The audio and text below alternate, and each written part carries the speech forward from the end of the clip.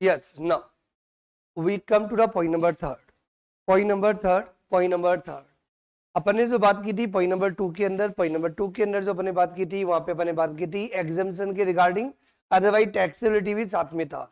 Point number 3 के अंदर जो अपन बात कर रहे हैं यहाँ पे अपन एग्जाम्पशन की बात नहीं कर रहे, यहाँ पे अपन टैक्सेबिलिटी की बात कर रहे हैं। और पॉइंट नंबर थर्ड क्या है, यदि एम्प्लॉयर एम्प्लॉई को रेंट फ्री अकोमोडेशन या कंसेशनल रेंट पे यदि अकोमोडेशन प्रोवाइड कर देता है, नहीं समझे?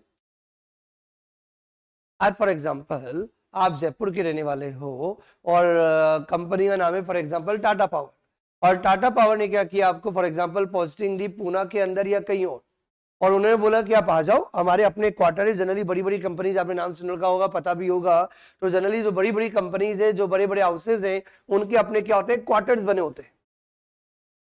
वो क्या करते हैं, अपने क्वार्टर्स के अंदर रेंट फ्री अकोमोडेशन प्रोवाइड कर देते हैं या कंसेशनल रेट। तो बात ये होती है रेंट फ्री। रेंट फ्री तो मुझे लगता है शायद सबको समझ में आ गया, मतलब ये कि विल प्रोवाइड द मकान to you, we will provide housing facility. हम आपको रेंट फ्री अकोमोडेशन प्रोवाइड करेंगे, जिसके बदले 1 रुपया भी आपको चार्ज नहीं करेंगे, उसको क्या बोलेंगे, रेंट फ्री अकोमोडेशन। और दूसरा अपन क्या बात कर रहे हैं, कंसेशनल रेंट। कंसेशनल रेंट का मतलब ये हुआ कि वैसे जिस एरिया के अंदर हम आपको मकान दे रहे हैं उसका मोटा मोटा रेंट बनता है 40,000 रुपया, लेकिन कोई फालतू यूज ना करे तो कभी कभी क्या होता है, नॉमिनल अमाउंट ले लिया जाता है, 5,000 रुपीज 10,000 रुपीज लिया जाए तो भी फायदा हो गया। 40,000 का मकान आपने दे दिया और उसके बदले आपने कितना चार्ज किया, फॉर एग्जाम्पल 10,000 रुपीज, तो भी फिर आपको कितना बेनिफिट दे दिया, 30,000। क्या कहना चाह रहा हूं, बात समझ में आ रही है नहीं आ रही है?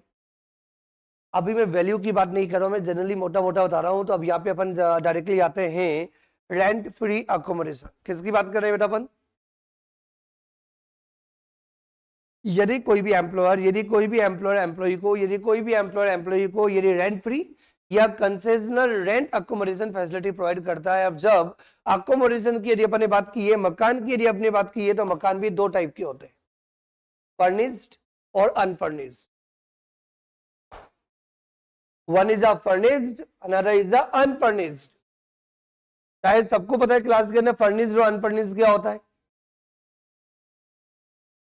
अनफर्निश्ड का मतलब होता है नॉर्मल मकान आपको दे दिया बेसिक फैसिलिटीज के साथ, उसमें अलग से कुछ भी नहीं है। लेकिन फर्निश्ड के अंदर आपने क्या दे दिया, सोफा, टीवी, एसी, फर्नीचर, सब कुछ। इसे बोलते हैं फर्निश्ड। क्या बोलते हैं, क्या कहना चाह रहा हूं, शायद सबको समझ में आ रहा है बेटा, एवरीवन। अब मेरा क्वेश्चन क्या है, यदि एम्प्लॉयर ने यदि कोई भी रेंट फ्री अकोमोडेशन यदि फैसिलिटी प्रोवाइड की, तो sir rent free accommodation facility provide करने के भी दो तरीके होते हैं। क्या होते हैं, एक तरीका होता है कि एम्प्लॉयर का खुद का मकान है, मकान मतलब एम्प्लॉयर की खुद की प्रॉपर्टी है, जो एम्प्लॉयर ने एम्प्लॉय को क्या किया, रहने के लिए दे दी। या कभी कभी कंपनीज वाले क्या करते हैं, आप तो आ जाओ, अब आपको प्रोवाइड कर देंगे, कैसे, हमने रेंट पे ले रखी प्रॉपर्टी। तो बहुत बार क्या करते हैं, एम्प्लॉयर भी रेंट पे लेके क्या करते हैं, एम्प्लॉइज को दे देते हैं। कुछ बच्चों के दिमाग में आएगा, सर एम्प्लॉय रेंट पे क्यों लेगा, क्योंकि एम्प्लॉय रेंट पे इसलिए लेगा क्योंकि एम्प्लॉय को फैसिलिटी देनी पड़ती है।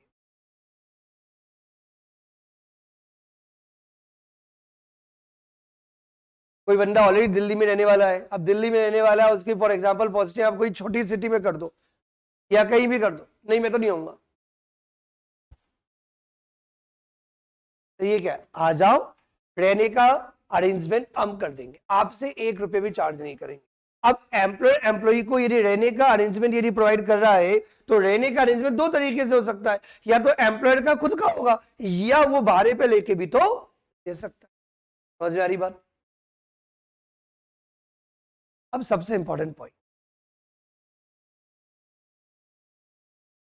जैसे जिन एरियाज के अंदर पीजी चलता है वो कॉमर्शलाइज होने की वजह से थोड़े से रेंट फिक्स हो जाते हैं, लेकिन जैसे आप नॉर्मल एरिया आपका जहां भी रहते हो, जहां पे प्रॉपर पीजी नहीं चलते, यदि नॉर्मल एरिया आपका मकान है जो आउटर एरियाज में, इस एरिया को छोड़ दो आप, या तो जो माइंड में सेट है सबके, सर पीजी का बोले तो 8,000 से 12,000, तो ये तो कॉमर्शलाइज हो गया, इसलिए पूरा बिजनेस के फॉर्म में आ गया। जैसे आप किसी और एरिया में रहते हो जहां पे प्रॉपर नहीं है, आप मकान का रेंटल निकाल सकते हो। सर जो बोलो वही, आप बोलोगे जो 15,000 रुपए, 5,000 रुपए, ठीक है, आ जा, खाली पड़ा है वैसे। नहीं समझे मैं क्या कहना चाह रहा हूं?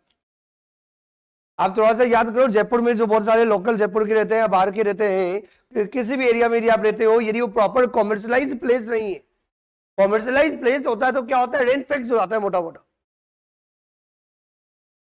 बाकी आपके एरिया के अंदर आपका एक रूम खाली पड़ा है, आपने बोला 15,000, सामने वाला बोलता है 5,000, बढ़िया लोग हैं, अच्छे लोग हैं, कुछ टाइम पीरियड के लिए चाहिए, बेचारा बच्चा ही है, बच्ची है, पढ़ने के लिए आए, सिंसियर है, फैमिली बैकग्राउंड बेकार है, चलो ठीक है बेटा 6,000, ना तुम्हारी ना मेरी, खत्म करो। कितना बोला था? 15,000, और कितने में दे दिया? क्या प्रैक्टिकल है? 100% प्रैक्टिकल। सर यहाँ तो नहीं होता, मैंने बोला ये एरिया छोड़ दो, इस एरिया में भी आप, इस एरिया में आप नहीं तो कोई और आ जाएगा, क्योंकि ये पता ही तो कॉमर्शियलाइज प्लेस है। क्या ये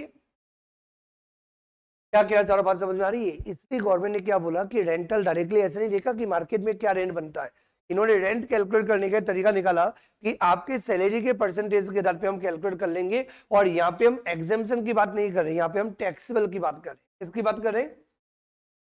मतलब रेंट फ्री अकोमोडेशन जो फैसिलिटी है, जो एम्प्लॉयर के द्वारा एम्प्लॉय को दी जा रही है, इसमें मैं एग्जेम्पशन कैलकुलेट नहीं कर रहा हूँ। हेलो, एग्जेम्पशन कैलकुलेट नहीं कर रहा हूँ, टैक्सेबल अमाउंट कैलकुलेट कर रहा हूँ। वापस से रिपीट कर रहा हूँ, क्या कैलकुलेट कर रहा हूँ? यदि एम्प्लॉयर ने एम्प्लॉय को यदि कोई भी रेंट फ्री अकोमोडेशन या कंसेशनल रेंट पे यदि कोई भी फैसिलिटी यदि प्रोवाइड की है, तो कितना अमाउंट, क्या बेटा, कितना अमाउंट क्या होगा? टैक्सेबल। विदाउट, थोड़ा सा जूम कर देता हूं, शायद पढ़ने में आ रहा होगा, और बेटर आ रहा होगा। सर पॉइंट नंबर 3, पहला गवर्नमेंट एम्प्लॉय। गवर्नमेंट एम्प्लॉय सबको समझ में आता है?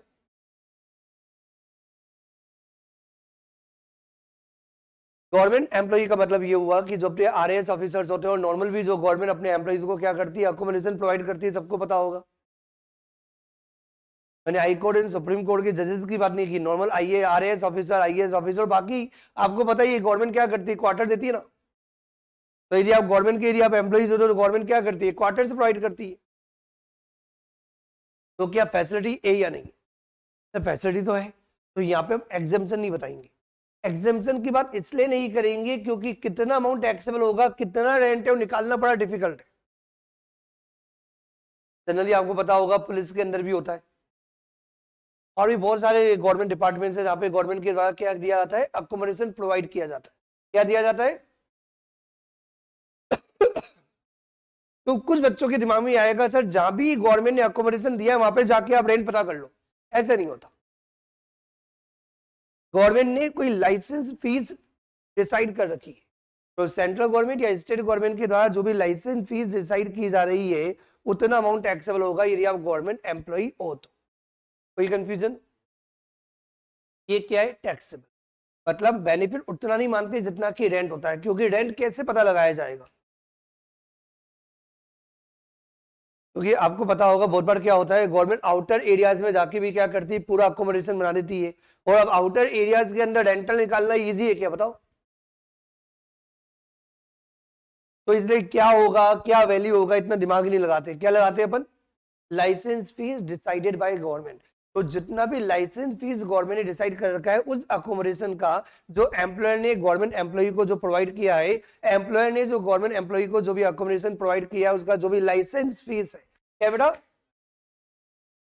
वो टैक्सेबल होगा in the end of employ. फिर कभी कभी ऐसा हो जाता है कि फॉर एग्जांपल लाइसेंस फीस है 4,000 रुपए महीना, फॉर एग्जांपल, कितना है? और एम्प्लॉयर मतलब गवर्नमेंट अपने गवर्नमेंट एम्प्लॉय को बोलती है कि भैया आपका 1,000 रुपए सैलरी से डिडक्ट करेंगे, तो बताओ कितना अमाउंट टैक्सेबल होगा? 3,000 रुपीज। कोई कंफ्यूजन? क्योंकि बेनिफिट कितने का है? 4,000 का। लाइसेंस फीस कितना, उतना बेनिफिट है। यदि आपने एम्प्लॉय से 1,000 रुपए ले लिए, तो एम्प्लॉय का नेट बेनिफिट कितना रह गया? नहीं समझ में आया? यदि रेंट के नाम से यदि आप एम्प्लॉय से कोई भी अमाउंट यदि आप डिडक्ट कर लेते हो, तो उतना अमाउंट आपको क्या करना होगा? बेनिफिट में से माइनस करना होगा। कॉमन सेंस वाली बात है। कोई doubt? I think point number A is clear. Point number A is a government employ. यदि कोई भी एम्प्लॉयर गवर्नमेंट को यदि गवर्नमेंट एम्प्लॉय को यदि कोई भी अकोमोडेशन यदि प्रोवाइड करता है, तो कितना अमाउंट टैक्सेबल होगा? As per the licence fee decided by government. कोई doubt? Other than government employ, other than government employ, other than government employ. Government employ के अलावा लाइक आप किसी लिस्टेड कंपनी में, किसी प्राइवेट एम्प्लॉयर के यहाँ पे कहीं भी आप जॉब कर रहे हो, तो यदि आप अदर देन गवर्नमेंट एम्प्लॉय हो और एम्प्लॉयर के द्वारा एम्प्लॉय को यदि कोई भी अकोमोडेशन यदि फैसिलिटी यदि प्रोवाइड की जाती है, तो दो बातें होगी, point number B1, point number B2, own by the employer, employer का खुद का है या बारे पे लाके दिया है। Point number B1 that is own by employer. यदि एम्प्लॉयर का खुद का है तो कितना अमाउंट टैक्सेबल होगा? आपकी सैलरी का एक परसेंटेज, किसके आधार पे? उस एरिया के लोकेलिटी के आधार पे नहीं, क्योंकि एम्प्लॉयर का खुद का ही है तो सैलरी के आधार पे, क्योंकि ये आपको समझ में आता भी है।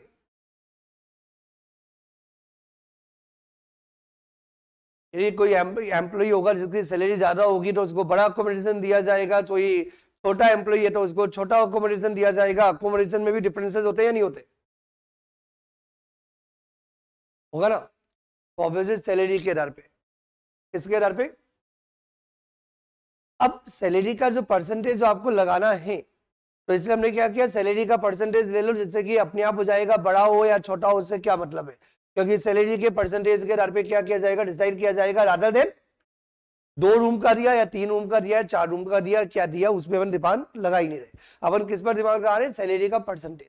अब सैलरी का जो परसेंटेज है ये भी इस बात पर डिपेंड करता है कि फॉर एग्जांपल जैसे आपकी पोस्टिंग किसी गांव वाले एरिया के अंदर हो जाए जहां पे पॉपुलेशन कम है, तो गांवों के अंदर रेंट ज्यादा होता है और सिटीज के अंदर रेंट कम होता है।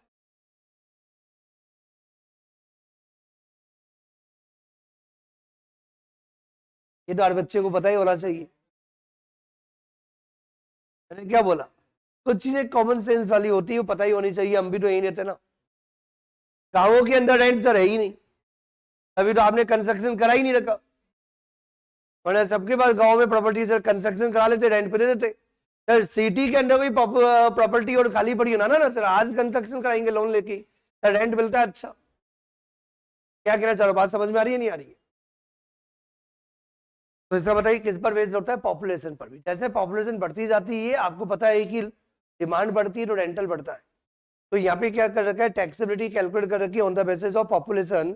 cities having the population as per the census 2011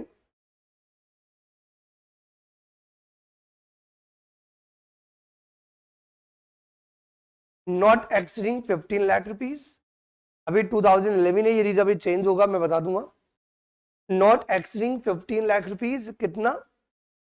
rupees नहीं, पॉपुलेशन किस में होगी? पर्सन्स में होगी। तो यदि पॉपुलेशन कितनी बेटा? Up to 15 lakh. यदि पॉपुलेशन यदि 15 लाख तक है तो कितना? सैलरी का 5%। और यदि पॉपुलेशन 15 लाख से लेके 40 लाख है तो 7.5% ऑफ सैलरी। और यदि पॉपुलेशन 40 लाख से ज्यादा है तो 10% ऑफ सैलरी। ये किसकी बात हो रही है? Taxable amount. और ये जो पॉपुलेशन देखनी है किसकी देखनी है? सिटीज या एरिया की। जिस एरिया के अंदर आपने अकोमोडेशन प्रोवाइड किया है, जिस एरिया के अंदर आपने अकोमोडेशन प्रोवाइड किया है, उस एरिया उस सिटीज का पॉपुलेशन कितना है। यदि पॉपुलेशन यदि 15 लाख तक है तो सैलरी का 5%, पॉपुलेशन 15 लाख से 40 लाख है तो 7.5% ऑफ सैलरी। और यदि पॉपुलेशन 40 लाख से ज्यादा है तो सैलरी का 10%। आई थिंक याद हो गया बेटा।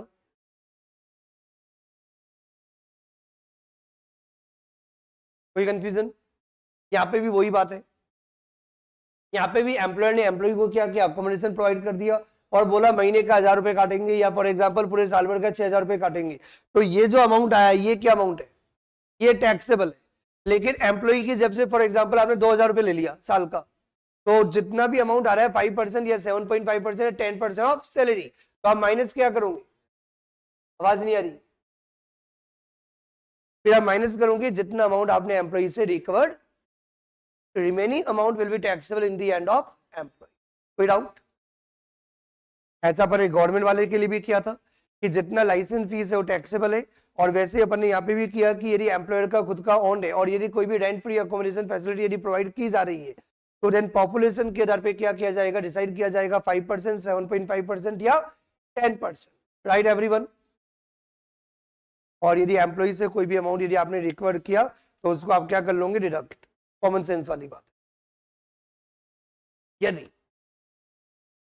यदि एम्प्लॉयर भाड़े पे लेके, किस पे लेके, आवाज नहीं आ रही, भाड़े पे लेके यदि रेंट फ्री अकोमोडेशन फैसिलिटी यदि प्रोवाइड करता है तो एक तो हर बच्चे के दिमाग में आ ही रहा होगा सर एक तो भाड़ा कंसिडर किया जाएगा क्योंकि एम्प्लॉयर की जेब से लग रहा है, तो ये तो भाड़ा लग रहा है, that is higher charges paid by the employer, higher charges paid by the employer और 10% of salary whichever is lower, this will be the taxable amount.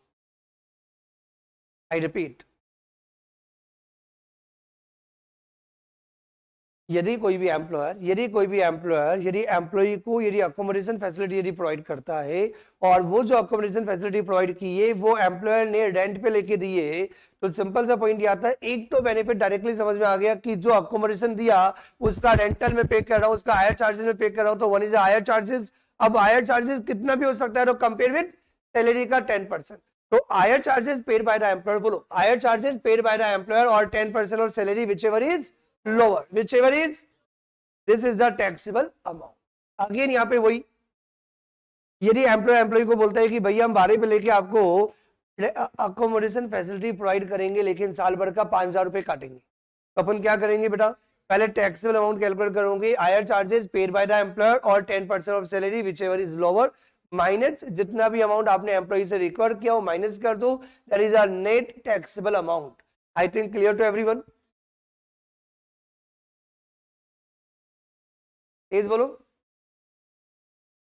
सब आएगा सब आएगा, तो यहां तक कोई डाउट?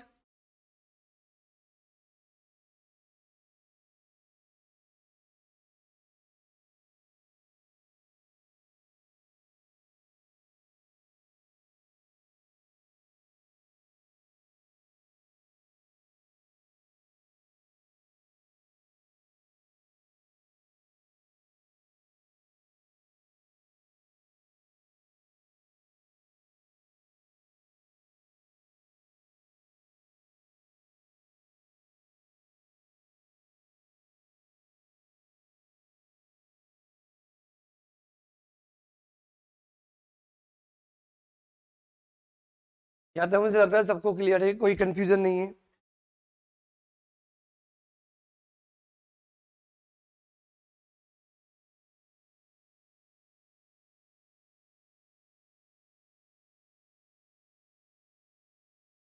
यस, अब इंपॉर्टेंट बात, अभी तो एक बात और करनी है लेकिन उससे पहले एक बार ये कर लेते हैं फिर उसके बाद वापस आएंगे, मीनिंग ऑफ सैलरी, क्योंकि यहाँ पे अपने दो बातें की, यदि एम्प्लॉयर का खुद का यदि अकोमोडेशन है और जो एम्प्लॉयर प्रोवाइड कर रहा है तब भी अपने को क्या करना होता है, सैलरी का 5%, सैलरी का 7.5% और सैलरी का 10%।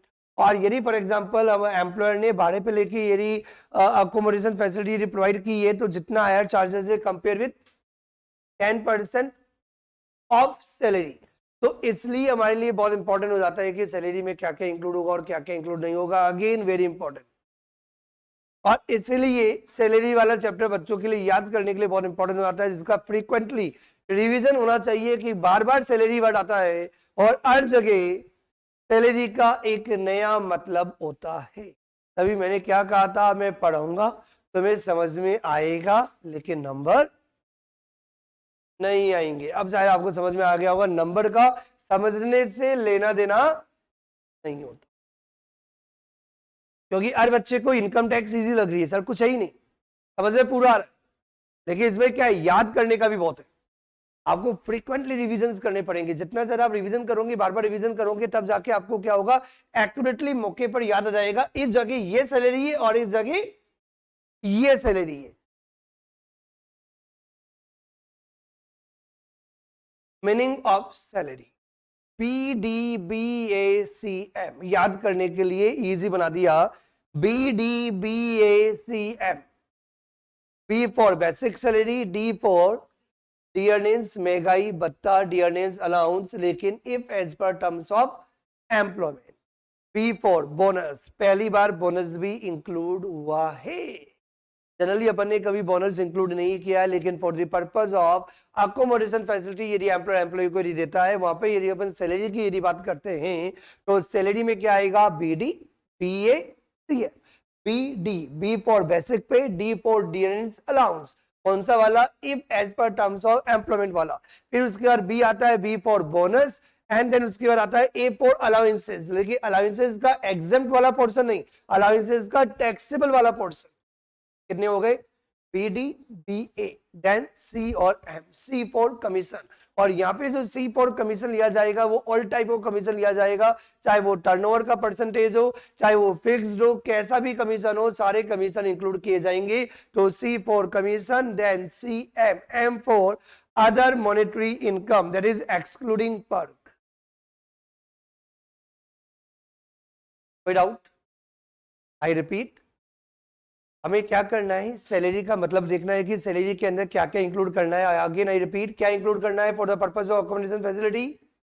B D P A C M, B for basic pay, D for dearness allowance if as per terms of employment, then B for bonus, A for allowances लेकिन टैक्सेबल पोर्शन, कॉमन सेंस वाली बात है, then C for commission all types, then M for other monetary जो भी income से excluding perks. समझ में आ गई बात बेटा? अब इंपॉर्टेंट बात ये याद रखना है, कॉमन सेंस वाली बात भी है, should be considered for the time for which assessee has occupied such house। Common sense वाली बात है या नहीं है? एग्जाम्पल दूं?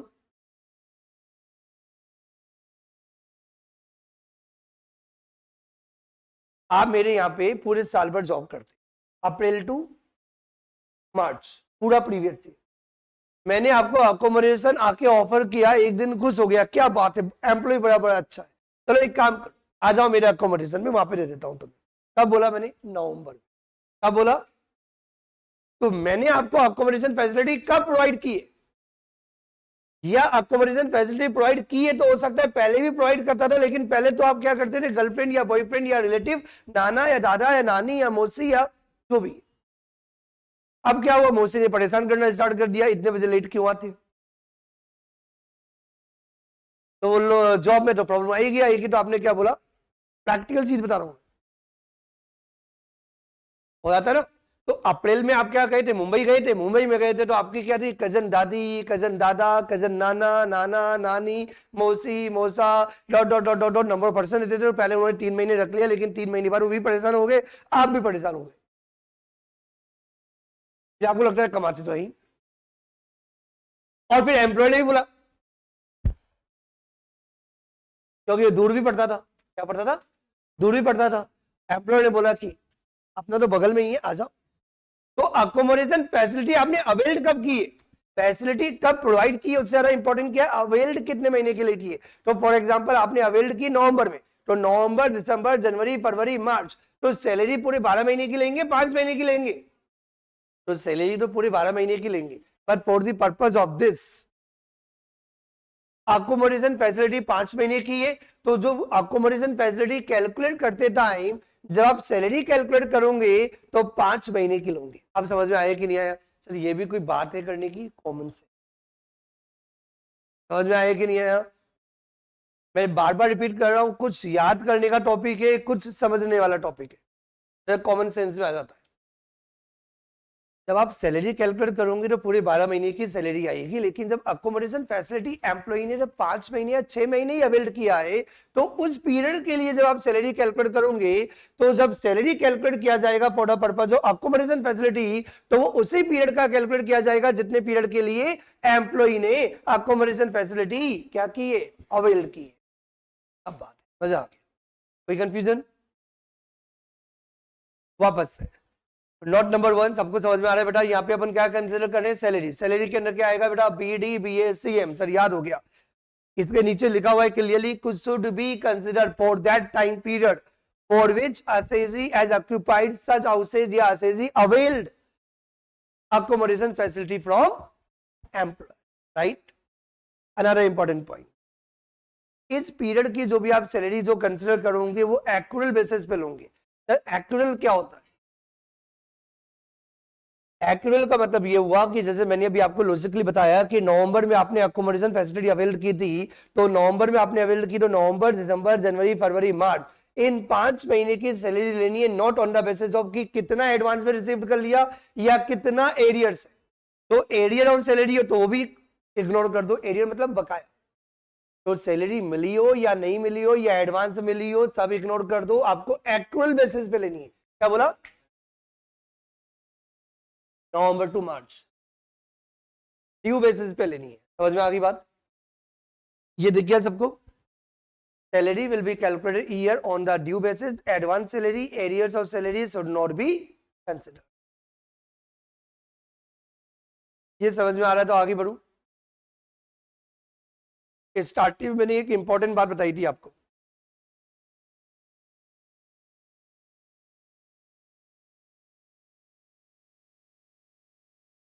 क्या इंपॉर्टेंट बात बताई थी जल्दी बताओ? कि ये जो एम्प्लॉयर के द्वारा जो अकोमोडेशन प्रोवाइड किया जा रहा है ये विद अकोमोडेशन, ये विद फर्नीचर भी हो सकता है और विदाउट फर्नीचर भी हो सकता है। क्या हो सकता है बेटा? विद फर्नीचर या विदाउट फर्नीचर। विद फर्नीचर मतलब फर्नीचर का मतलब फर्नीचर नहीं होता, फर्नीचर का मतलब एसी ये सब आता है इसमें। क्या आता है? जैसे फॉर एग्जांपल फर्निश्ड का मतलब ये हो गया कि आपने एसी दे दिया, फर्नीचर दे दिया, सोफा दे दिया, टीवी दे दी। समझ में आ रही है बात? हेलो एवरीवन, इसे बोलते हैं फर्निश्ड।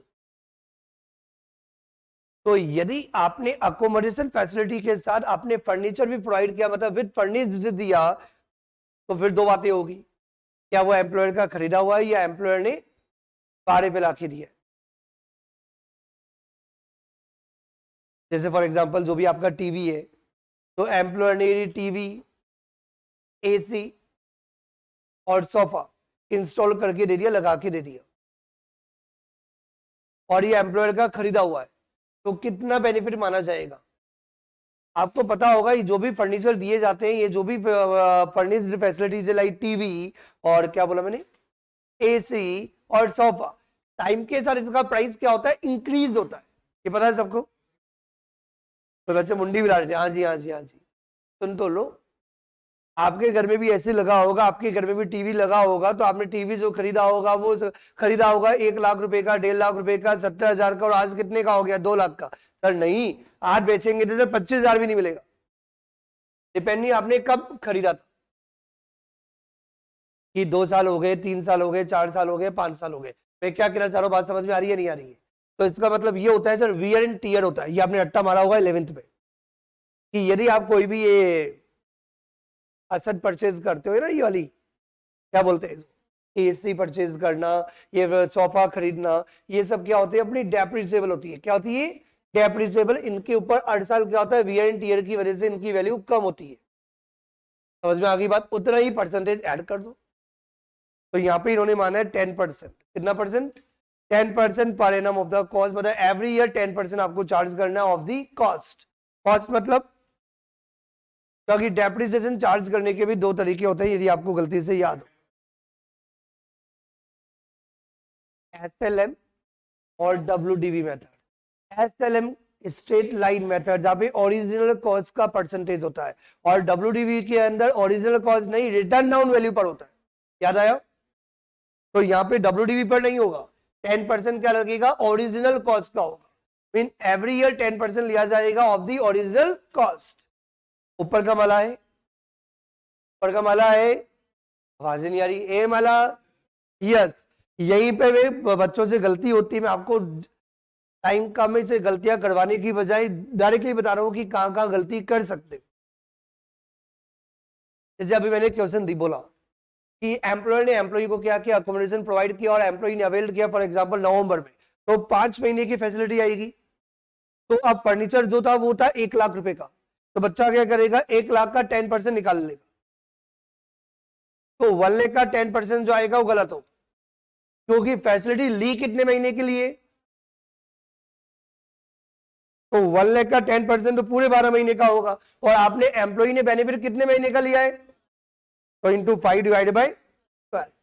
क्योंकि ये मैंने बोला ना, ऊपर का माला मतलब कॉमन सेंस यदि है तो आपको समझ में आ गया होगा। 1 लाख का 10% पूरे साल भर का है। यदि फैसिलिटी आपने अवेल की ओनली 3 महीने, तो फिर 3 महीने का निकालो, 4 महीने। तो ये याद रखना पड़ेगा बेटा। क्वेश्चन सॉल्व कर देता ही यहीं पे ट्रिक आती है, यहीं पे कुछ बच्चे गलती, सब नहीं, कुछ बच्चे गलती कर सकते हैं, बस वो जल्दीबाजी बोलते हैं, वाह यार प्रोविजन याद है, मजा आ गया, 10% ऑफ द कॉस्ट। प्रोविजन याद है कोई बड़ी बात नहीं, उसको अप्लाई करना भी सही आना चाहिए। तो 10% ऑफ द ओरिजिनल कॉस्ट, ये 10% पर एनम है। पर एनम मतलब पूरे 12 महीने का है। और यदि आपने ये फैसिलिटी अवेल्ड की है सिर्फ 4 महीने, तो आपको 4 महीने में कैलकुलेट करना पड़ेगा। 5 महीने तो 5 महीने का निकालना पड़ेगा, यदि 9 महीने तो 9 महीने का निकालना पड़ेगा। समझ में आया कि नहीं आया? सर यदि 15 महीने हो तो 15 महीने हो ही नहीं सकता, क्योंकि इनकम टैक्स में पूरा क्वेश्चन प्रीवियस ईयर का होता है। हमारा प्रीवियस ईयर 24 25 है तो 12 महीने ही आएगा। दूसरे प्रीवियस ईयर में 3 महीने आ जाएगा, वो अलग अलग बात है। हम तो previous year wise question solve करते हैं, क्योंकि आपको पता है इनकम टैक्स में क्या जरूरी होता है, प्रीवियस ईयर असेसमेंट ईयर। तो हमारा प्रीवियस ईयर क्या है 24 25, इसका मतलब हमारा प्रीवियस ईयर 12 महीने का होता है। समझ में आ गई बात एवरीवन?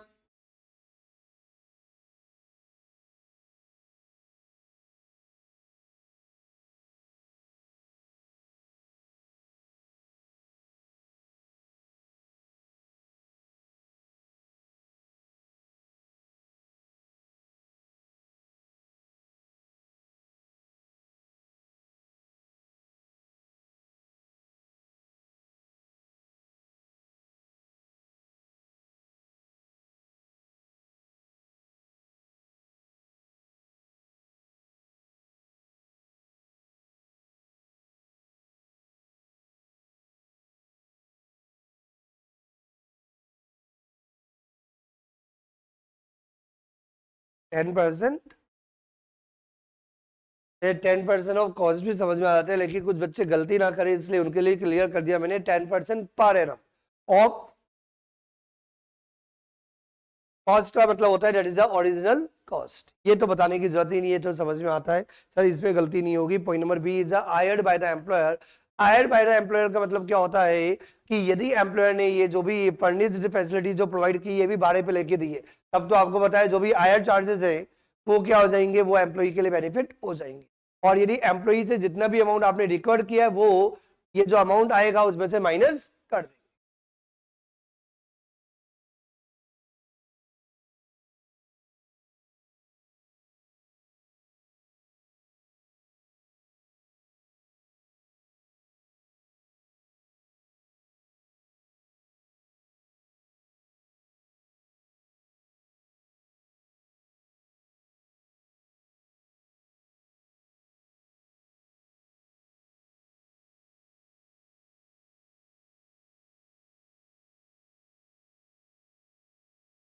1 एग्जाम्पल नंबर 1 देख रहा है सबको स्क्रीन पे?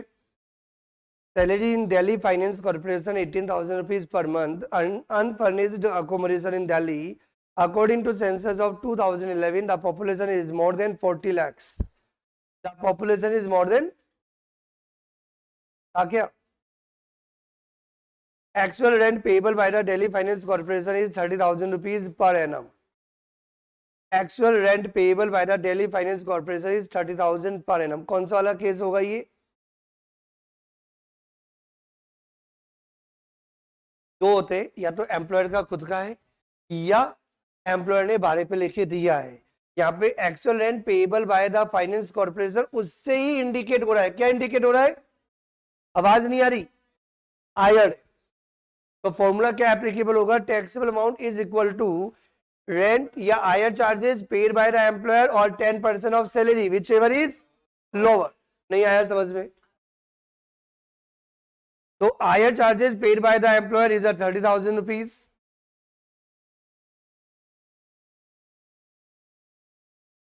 ये 30,000 क्या है? ये भी बड़े ध्यान से पढ़ना पड़ता है आपको। कुछ बच्चे क्या होते हैं जल्दीबाजी में कर दे 30,000 इंटू 12 कर देते। ये 30,000 पर पूरे साल भर का दिया हुआ है, पूरे साल भर का 12 महीने का दिया हुआ है। तो 30,000 compare with rent, rent paid तो आ गया आपका। सैलरी, सैलरी कितनी है? 18,000 और कुछ दे नहीं रखा। बीडी बीएचसीएम, लेकिन से बी दिया हुआ है, बी फॉर बेसिक पे। तो दैट इज 18,000 एक महीने का, तो 12 महीने का कितना? 18,000 इंटू 12। और अपन ने क्या पढ़ा था? सैलरी का 10% तो into 10% which ever is lower. और मुझे लगता है ये तो सबको समझ में आ गया होगा, बहुत इजी है। तो भी आएगा 21600 विच एवर इज लोअर, यही आ रहा है ना?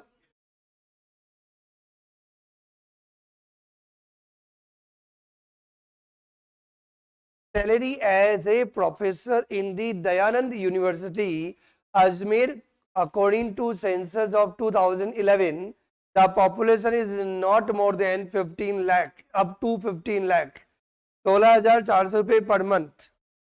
क्या ये 16,400 salary? Unfurnished house fair rental value 1,500 रुपये per month. The university is the owner of the house.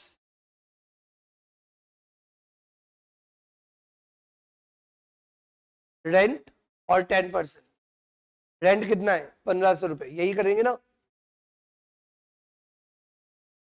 Employer ने किराए पे लेके नहीं दिया, यूनिवर्सिटी ने किराए पे लेके नहीं दिया, यूनिवर्सिटी का खुद का अकोमोडेशन है। और यदि यूनिवर्सिटी का खुद का एरिया अकोमोडेशन है तो पॉइंट नंबर B1 एप्लीकेबल होगा। और यहाँ पे पॉपुलेशन कितनी? Up to 15 lakhs. तो 5% ऑफ सैलरी, तो 5% ऑफ सैलरी क्या होगा? Taxable amount directly. और सैलरी कितनी होगी? 16,400 पर मंथ इंटू 12 इंटू 5%।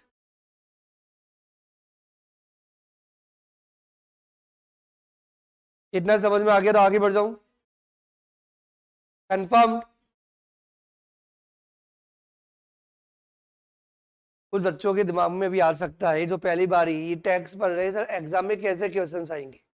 जो दिख रहा है वो तो आएंगे ही, छोटे छोटे फर्जी क्वेश्चन, 2 नंबर 3 नंबर। इसके अलावा एक बड़ा क्वेश्चन भी आ सकता है जिसमें सारे पॉइंट इंक्लूड हो जाए। तब मतलब ये कि अपन ने अभी तक बहुत सारे अलाउंसेस पढ़े, अभी फैसिलिटीज और भी बाकी है, तो उन सबका मर्ज करता हुआ एक question, calculate the gross salary. ये 2 टाइप के क्वेश्चन, मतलब पेंशन अलग से भी आ सकता है, ग्रेच्युटी अलग से भी आ सकता है, और एक साथ एक बड़े क्वेश्चन में भी आ सकता है। एक एम्प्लॉई है, उसने 11 महीने जॉब की और 11 महीने बाद रिटायर्ड हो गया करंट प्रीवियस ईयर, तो 11 महीने की ये सैलरी है, ये अलाउंसेस है, ये परक्विजिट है, वो तो आ ही गया, पेंशन भी आ गया, ग्रेच्युटी भी आ गया, तो एक क्वेश्चन के अंदर वो सब पूछ सकते हैं। बात समझ में आ रही बेटा? तो आपको हर पॉइंट अलग अलग क्लियरली होना चाहिए। यदि आपको हर पॉइंट का ट्रीटमेंट पता है तो पूरा क्वेश्चन भी आपसे अपने आप हो जाएगा।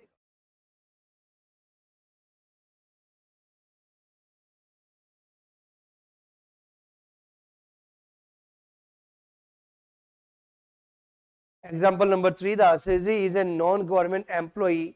और साइलेंट में अपन यही प्रिज्यूम भी करते हैं जब तक कि गवर्नमेंट एम्प्लॉई दिया हुआ नहीं हो। The assessee is a non government employee, salary 12,300 पर महीना, DA 200 रुपया पर महीना, मेडिकल अलाउंस 500 रुपया पर महीना। बेटा एक बार देखना, BD BA CM के अंदर जो DA D for dearness allowance, वो कौन सा इंक्लूड होता है? फुल वाला होता है?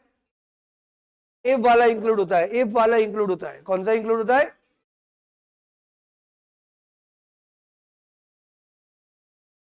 कमीशन फुल है।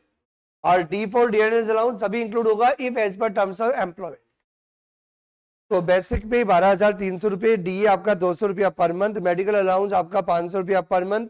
और अलाउंसेस के केस में क्या इंक्लूड किया था सर? टैक्सेबल वाला पार्ट इंक्लूड किया था। अलाउंसेस पूरे इंक्लूड नहीं होंगे, जितना टैक्सेबल अमाउंट है अलाउंसेस का वो इंक्लूड होगा, अलाउंसेस भी इंक्लूड होंगे। Furnished house at Delhi according to census 2011 the population of town is more than the 40 lakh. Rent paid by the employer for house 225 rupees per month and the rent for the furniture is 50 rupees per month. इस question में कुछ बच्चों के answer अलग अलग आ सकते हैं, only on the basis of presumption. और प्रिजम्पशन जो आपको लेनी है वो एक ही पॉइंट के लिए लेनी है। कौन सा पॉइंट? सर सैलरी में क्या डी इंक्लूड करना है या नहीं करना? तो सबसे बेस्ट तरीका है, दिमाग पे जोर दो ही मत। सर क्या? नहीं नहीं, वर्किंग नोट नंबर 1 करके आप एज्यूम कर लो। मतलब आप वर्किंग नोट नंबर 1 बनाओ और उसके अंदर अपनी एजम्पशन लिख दो कि आप क्या एज्यूम कर रहे हैं। नहीं समझ में आया? देखो अपने को प्रोविजन पता है, क्वेश्चन साइलेंट है तो मेरी प्रॉब्लम नहीं है। बोलो मेरी प्रॉब्लम नहीं है, प्रॉब्लम क्वेश्चन की है। नहीं, इसमें भी 2 बातें होती है। क्वेश्चन में कोई इंट नहीं रखी है तब एज्यूम नहीं कर सकते, तो यहाँ पे एंड वाली बात भी नहीं है। आपको प्रोविजन बिल्कुल अच्छी तरह क्लियर है। डियरनेस अलाउंस तभी इंक्लूड होगा जब if as per terms of employment होगा।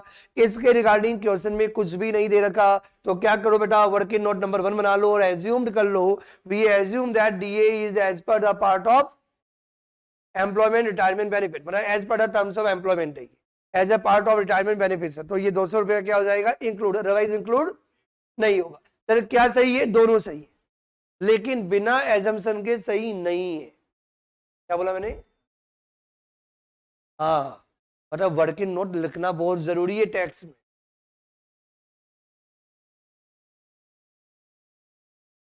समझ में आ गया सबको? अड़ो बताओ कितना आएगा, 40 लाख से ज्यादा पॉपुलेशन है तो 5% या 7.5% 10%। और यदि पॉपुलेशन 40 लाख की जगह यदि यहाँ पे कितना होता, 15 लाख से ज्यादा होता तो, और यदि 15 लाख तक होता तो कंफर्म हायर वाला क्या होगा। समझ में आ गया ना? बाकी जो समझ में आया बेटा, इसमें दोनों चीजें इंपॉर्टेंट है। पहले देख लो, ये देखो,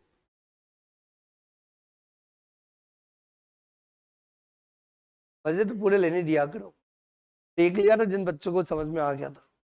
मेरी नजरें यही होती है, कौन आंसर दे रहा है, कौन नहीं दे रहा, कौन भटक रहा है।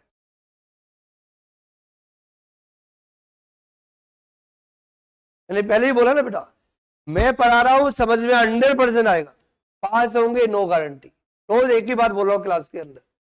पर अब करना क्या है सर, एप्लीकेबिलिटी और प्रोविजन में दिमाग लगाना है। धीरे क्या दिमाग लगाना है कि मेरी स्पीड कितनी स्लो है, बहुत स्लो है, तो अब क्या करना है, अलर्ट होना है। और यही रीजन है कि मैंने क्या बोला, टैक्स यदि में आपके नंबर आ गए तो जेआई जेल में नंबर नहीं आए हो नहीं सकता। क्यों बेटा, इतना माइंड शार्प हो जाएगा, मतलब एक एक वर्ड को ऐसे ध्यान से पढ़ोगे बिल्कुल, तो फिर जेआई जेल समझ में नहीं आएगा, हो ही नहीं सकता। आप पढ़ोगे तो आ ही जाएगा। समझ में आई बात? इसे बोलता हूँ सुबह से लेकर रात तक और रात से लेकर सुबह तक 2 ही सब्जेक्ट पढ़ने होते हैं, CNFM और एक टैक्स, और ओनली एक ही ग्रुप दे रहे हो सेकंड मॉड्यूल, तो आपको एक ही पेपर पढ़ना है, टैक्स टैक्स टैक्स और टैक्स। थोड़ा थोड़ा थोड़ा थोड़ा थ्योरी वाले सब्जेक्ट्स को भी, प्रॉपर थ्योरी नहीं है, लीगल बेस्ड है, लेकिन इनमें गिराइयां ज्यादा, इनमें गलती होती है, सब खत्म हो जाता है।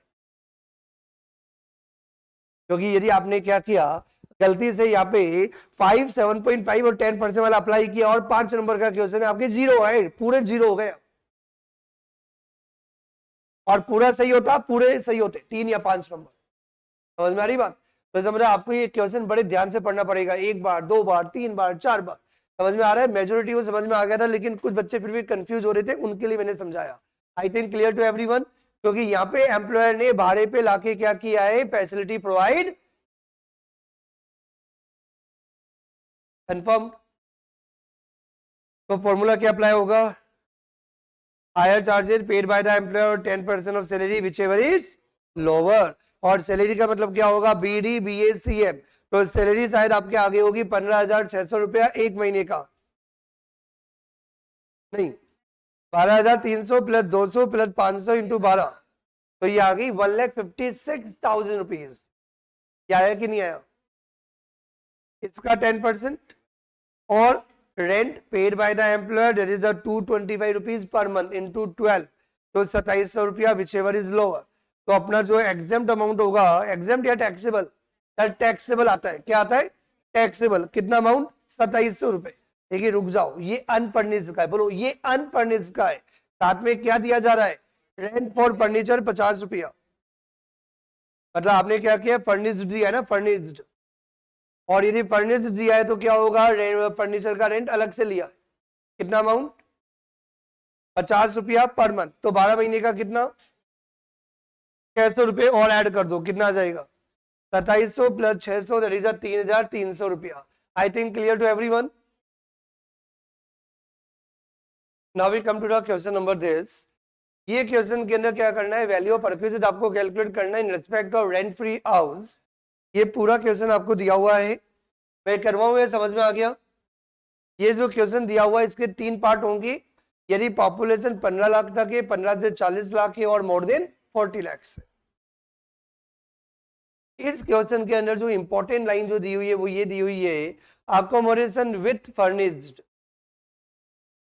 accommodation with furnished facilities provided with effect from 1 अक्टूबर 2024। इसका मतलब इस क्वेश्चन के अंदर जो आप सैलरी कैलकुलेट करोगे वो पूरे 12 महीने की नहीं होगी। जो सैलरी जो आपको कंसिडर करनी है वो 6 महीने की कैलकुलेट करनी है। मैं बता देता हूं, ये रहा सैलरी का क्वेश्चन। बस B D B A C M, this is the salary. याद आया? लेकिन सैलरी कितने पीरियड की लेनी होगी? 6 महीने की लेनी होगी। देखो देखो, बेसिक पे 1,80,000, 1,80,000 कहां से आया? 1,80,000 क्वेश्चन में पर मंथ दिया हुआ है क्या? तो पर एनम। समझ में आया कि नहीं आया?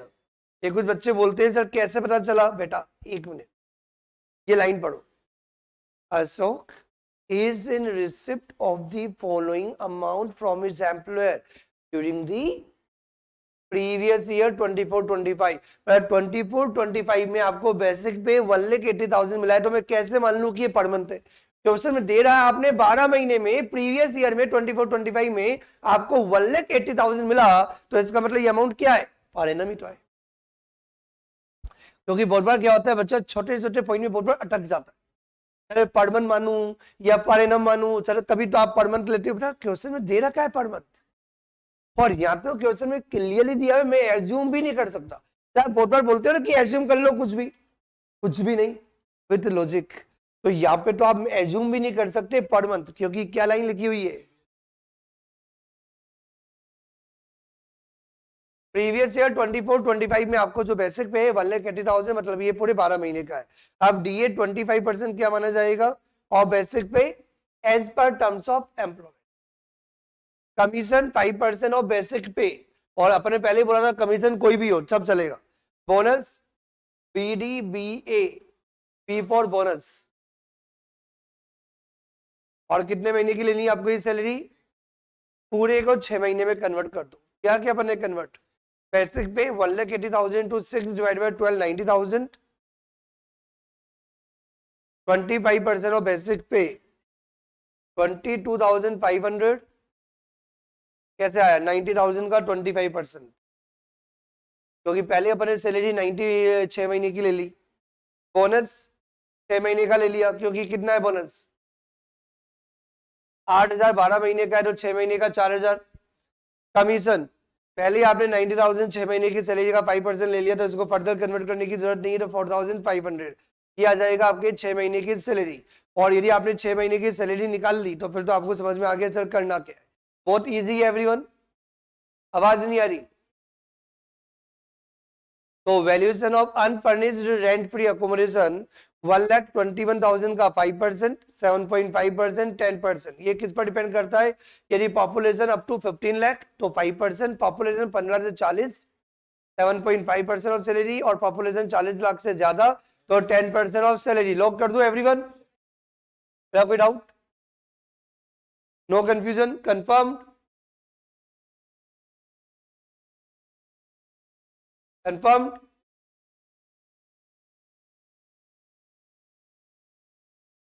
अब आपको क्या करना होगा, मैंने क्वेश्चन में लिख भी रखा है कि एम्प्लॉयर ने क्या क्या प्रोवाइड किया। रेफ्रिजरेटर, टीवी, ये सब आपको ऐड करना है। कर लोगे या बताऊं? कौन सा वाला?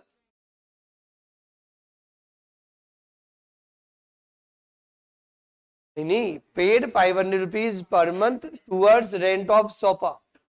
Sofa dot dot dot dot furniture लिख दिया ब्रैकेट में। तो जो सोफा दिया, देखो समझो, रेफ्रिजरेटर ऑन, टीवी ऑन, तो क्या होगा? 10% पर एनम ऑफ कॉस्ट, वो आपको ऐड करना होगा। पर एनम 10% पर एनम है, मतलब 6 महीने का निकाल लो। 500 रुपया पर मंथ है। यदि रेंट पे लेके यदि प्रोवाइड किया है तो जितना रेंटल है पूरा का पूरा अमाउंट ऐड होगा, तो 500 रुपए 1 महीने का, तो 6 महीने का 3,000। एक बार चेक करना यही ऐड किया हो। सोफा का कितना ऐड किया है? 500 इंटू 6। और रेफ्रिजरेटर टीवी का कितना ऐड किया है? 10% पर एनम ऑफ कॉस्ट, तो 10% क्या है पूरे साल भर का, तो into 6 divide by 12। Confirm everyone? तो टैक्सेबल वैल्यू किन किन का आंसर मैच हुआ था? कंफर्म ईमानदारी से? 10,050 रुपीज, 13,075 और 16,100 रुपीज। कोई डाउट टू एनीवन? और मुझे लगता है सर कॉन्फिडेंट आ गया होगा। हाँ बेटा, डाउट है? हाँ बोलो, तेज बोलो।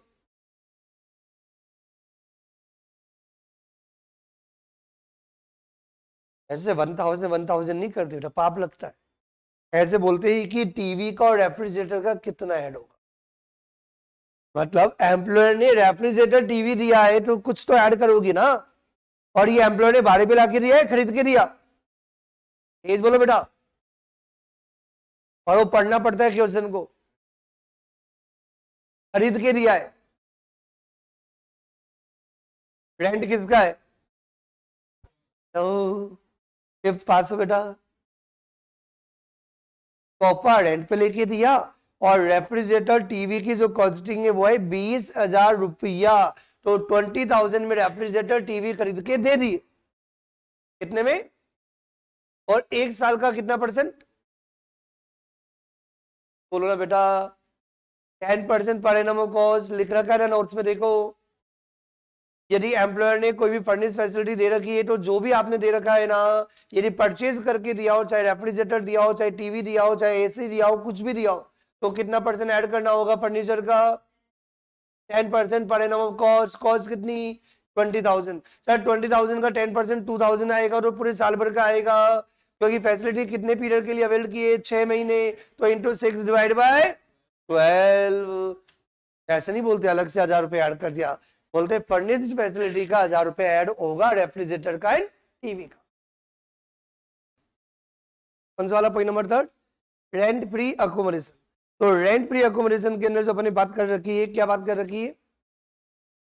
यदि गवर्नमेंट एम्प्लॉई है तो क्या होगा, नॉन गवर्नमेंट एम्प्लॉई हो तो क्या होगा, यदि कोई भी अकोमोडेशन यदि प्रोवाइड किया। ठीक, कभी कभी होता है प्रैक्टिकली कि एम्प्लॉयर एम्प्लॉई को क्या करता है, होटल अकोमोडेशन भी प्रोवाइड कर देता है। क्या प्रोवाइड कर देता है? प्रैक्टिकली ज्यादातर परमानेंटली होटल अकोमोडेशन कौन प्रोवाइड करेगा? जनरली कोई देता नहीं है। तो जनरली ये कंसेप्ट आया कब है वो मैं बताता हूँ, वो तो अपन अट्टा मारी लेंगे। यदि एम्प्लॉयर ने एम्प्लॉई को यदि कोई भी होटल अकोमोडेशन यदि प्रोवाइड किया तो कितना अमाउंट टैक्सेबल होगा। और ये आपको पता होगा होटल के चार्जेस जनरली क्या होते हैं, कम होते हैं। तो पर डे का कंसेप्ट चलता है, तो होटल का जो अकोमोडेशन है वो कंपेरेटिवली एक्सपेंसिव होगा, वो अपन अभी आगे बात कर लेंगे जनरली। लेकिन इसकी नीड होती है, प्रैक्टिकली दिया भी जाता है। मैं बताता हूँ कैसे। आज आप फॉर एग्जाम्पल जयपुर के हो, आप शिफ्ट हो गए, कहाँ पे आपने जॉब स्टार्ट कर दी, फॉर एग्जाम्पल गुड़गांव में, एंड गुड़गांव में आप you are doing a job, है ना। और इसी भी मीनवाइल आपने क्या किया, कहीं और इंटरव्यू दिया चेंज करने के लिए, और आपका इंटरव्यू सेलेक्ट हो गया आप चेन्नई में। कहाँ पे? कंपनी वाले बोलते ले लो चेन्नई में। चेन्नई में कहाँ रहेंगे, नाले में? सिंपल सी बात है, वो तो पसंद देख लो वहां पे जाके यार। सिंपल सी बात है, अब पूरी फैमिली कहाँ शिफ्टेड है? गुड़गांव। अब गुड़गांव से यदि अपन चेन्नई यदि जाएंगे तो प्रैक्टिकली हमारे पास क्या होना चाहिए, रूम। वो तो ऑनलाइन पसंद कर लो यार, एक बार जाके खुद देखेंगे। ठीक है, एक बार ब्रोकर के थ्रू ऑनलाइन एक बार आइडिया ले लेंगे, सब कर लेंगे, लेकिन जब तक ऐसे कैसे मकान में ले लेंगे यार? मकान बढ़िया होना चाहिए, क्योंकि जो मकान जो होता है ना उसकी जो वाइब्स आती है ना उससे ही बहुत इंपैक्ट पड़ता है। तो ऐसा ऐसा मकान चलता ही नहीं है, आप घर में देख लेना। तो हर बंदे के व्यूज अलग होते हैं। मकान बढ़िया होना चाहिए, मकान में कोई प्रॉब्लम नहीं होना चाहिए, वेंटिलेशन होना चाहिए, ये होना चाहिए, वो होना चाहिए, आसपास के पड़ोसी भी देखेंगे, कैसा माहौल है वो भी देखेंगे, सब कुछ देखना पड़ेगा ना। क्या कह रहा, बात समझ में आ रही है नहीं आ रही? एम्प्लॉयर बोलते हैं टेंशन क्यों ले रहे हो, इतना दिमाग मत लगाओ, एक काम करो आप चेन्नई आ जाओ, मैं होटल अकोमोडेशन फैसिलिटी प्रोवाइड कर देता हूँ, होटल का जो भी होगा मैं पे कर दूंगा। क्या ये जेन्युइन है? बिल्कुल जेन्युइन है, जरूरी है, क्योंकि एम्प्लॉयर को भी फायदा इससे ही हो जाता है। एम्प्लॉय ऐसा करता भी है क्योंकि एक अच्छा एम्प्लॉय मिल जाता है, क्योंकि यदि वो ये बेनिफिट ना दे तो एम्प्लॉय क्या बोलता है, सोच के बताऊंगा, कल बताऊंगा, पता नहीं, स्कूल ऑलरेडी बच्चों की चल रही है, गुड़गांव में अच्छा स्कूल चल रहा है, फैमिली सब सपोर्ट करती है, यार चेन्नई नहीं, क्या प्रॉब्लम है, आ जाओ ना। वहां पे रूम और अच्छे मिलेंगे, कोई प्रॉब्लम नहीं है। और 15-20 दिन का जो भी होगा ना हम पे कर देंगे 10 दिन तक, क्योंकि 10 से 12 दिन के अंदर वैसे भी आपको रूम मिल ही जाएगा। तो दिस इज वेरी इंपॉर्टेंट। दो इंपॉर्टेंट बातें, यदि कोई भी एम्प्लॉयर, क्या बेटा, यदि कोई भी एम्प्लॉयर यदि एम्प्लॉय को ट्रांसफर लेता है, क्या लेता है, यदि एम्प्लॉय का यदि ट्रांसफर करता है, जैसे बहुत बार जनरली क्या होता है, सेम कंपनीज के अंदर भी ट्रांसफर होता है ना, कि यार उसकी पोस्टिंग गुड़गांव है, गुड़गांव वाले को क्या बोलते हैं, चेन्नई भेज देते, चेन्नई वाले को क्या करते, मुंबई भेज देते, मुंबई वाले को क्या करते, गोवा भेज देते। तो यदि किसी भी एम्प्लॉय का यदि ट्रांसफर किया जाता है और 15 डेज, कितने दिन बेटा, 15 दिन, तो यदि 15 दिन तक का यदि कोई भी एम्प्लॉय अपने एम्प्लॉय को at the time of transfer of the employ यदि कोई भी अकोमोडेशन फैसिलिटी यदि प्रोवाइड की जाती है, तो क्या होगा, full amount exempt, otherwise taxable. और कितना टैक्सेबल होगा ये आपको सामने स्क्रीन पर दिया हुआ है, सैलरी का 24%। कितना परसेंट, अभी तक जो अपन ने रट्टा मारा है वो सैलरी का 10% है। कितना, क्योंकि आपको मैंने पहले ही हिंट दे दिया कि होटल का जो भी अकोमोडेशन होगा वो थोड़ा सा एक्सपेंसिव होगा, क्योंकि यहाँ तो पर डे चलता है। तो अभी सैलरी का कितना percent, 24%, compare with rent charges paid by the employer to hotel whichever is lower. और सैलरी का भी यहाँ पे वही मतलब होगा, that is the BD BACM. What is the B, basic pay, and D, D earnings allowance if as per the terms of employment, फिर B for bonus, A for allowances, and then C for M for yes। क्या बात कर रहा था मैं, hotel accommodation facility provided to an employee. सबसे पहले note number 1 पढ़ लेते हैं, if hotel facility is provided at the time of transfer of employ. क्या बेटा, if hotel facility is provided at the time of transfer of employee and if it is up to 15 days then it is not taxable। कोई confusion, I repeat, hotel facility is provided at the time of transfer of employee means यदि employee के transfer पर यदि कोई भी hotel facility यदि provide की जा रही है, पहली बात, और दूसरी बात 15 days, तो ये अमाउंट बिल्कुल भी टैक्सेबल नहीं होगा। But if the employee lives in the hotel for more than the 15 days, then the valuation of accommodation in a hotel will be calculated and taxes on the above basis for the days more than 15 days। मतलब for example, यदि आप hotel के अंदर रहे at the time of transfer of employee 15 दिन तक का exempt है, 15 दिन के ऊपर आप रह रहे for example 17 days, total 17 days, 15 days से ऊपर कितना हुआ, 2 days का आप कैलकुलेट कर लो, तो 2 डेज का टैक्सेबल होगा। और टैक्सेबिलिटी का तरीका क्या है वो मैंने बता ही दिया।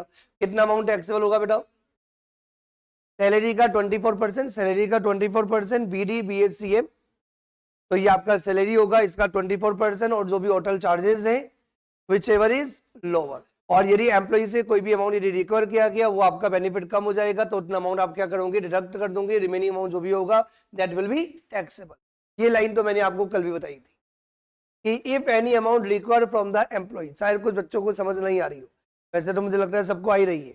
यदि एम्प्लॉय से कोई अमाउंट यदि आपने रिकवर किया तो एम्प्लॉय का बेनिफिट क्या हो गया, और यही रीजन है कि इसको आपको क्या करना होता है, माइनस करना होता है फ्रॉम द टैक्सेबल अमाउंट, और जो रिमेनिंग अमाउंट होगी क्या होगी, दैट विल बी टैक्सेबल। कोई कंफ्यूजन?